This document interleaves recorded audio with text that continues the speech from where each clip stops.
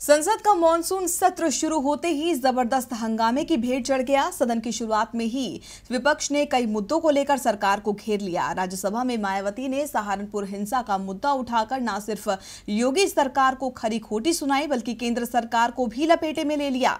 बोलते बोलते मायावती इतनी आक्रामक हो गई कि उन्होंने राज्यसभा से इस्तीफे का भी ऐलान कर दिया। मायावती ने कहा कि पूरे देश में जहां पर भी बीजेपी की सरकार है वहां दलितों पर अत्याचार हो रहा है। सहारनपुर की हिंसा बीजेपी की साजिश के तहत ही की गई थी।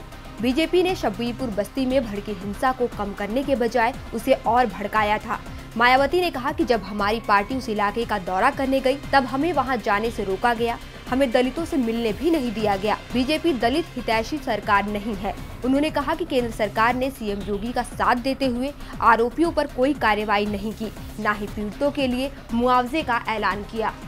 मायावती ने उत्तर प्रदेश में बढ़ रही गुंडागर्दी को लेकर भी बीजेपी पर हमला बोला।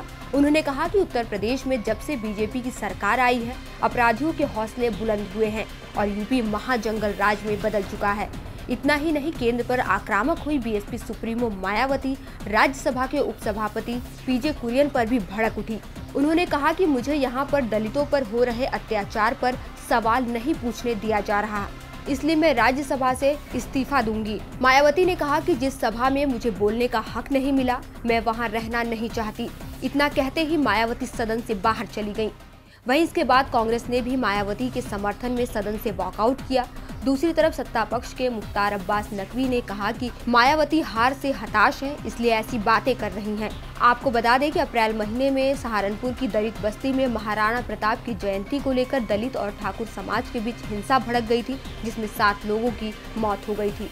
टीवी लाइव की रिपोर्ट।